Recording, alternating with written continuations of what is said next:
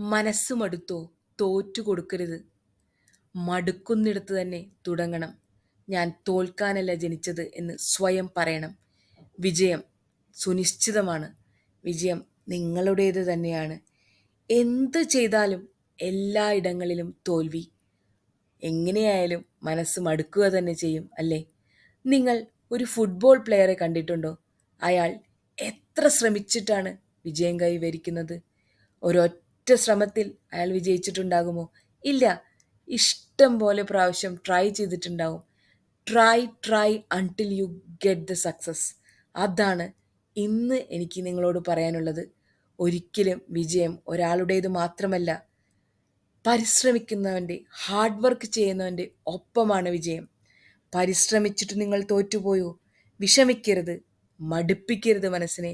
അവിടെ നിന്ന് വീണ്ടും ഉയർത്തെഴുന്നേറ്റ് വീണ്ടും ശ്രമിക്കണം, വീണ്ടും വീണ്ടും ശ്രമിക്കണം. നിങ്ങളായിരിക്കും the successful person in the world എന്നെനിക്ക് ഉറപ്പ് പറയാൻ തന്നെ പറ്റും. ഒരു ഷെഫിൻ്റെ കാര്യം ആലോചിക്കുക.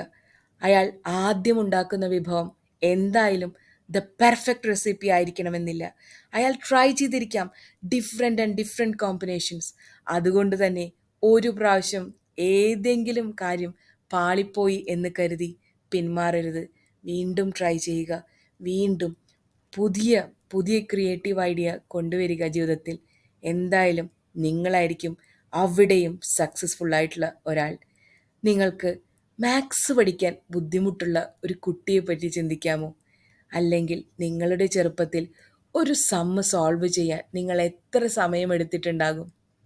6+2 8 ആണെന്ന് മനസ്സിലാക്കാൻ, 5+3 8 ആണെന്ന് മനസ്സിലാക്കാൻ ചിലപ്പോൾ ദിവസങ്ങൾ എടുത്തിട്ടുണ്ടാകും, അല്ലേ?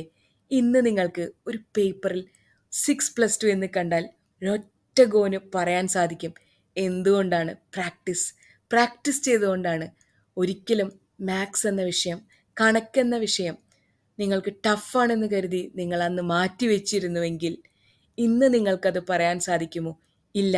ഇനി ആർക്കെങ്കിലും മനസ്സിൽ ഏത് സബ്ജക്റ്റ് ടഫാണെന്ന് തോന്നുന്നു, അത് വീണ്ടും വീണ്ടും പരിശ്രമിക്കുക, അതിൽ കൂടുതൽ ഹാർഡ് വർക്ക് ചെയ്യുക, എന്നിട്ട് വിജയം കൈവരിക്കുക.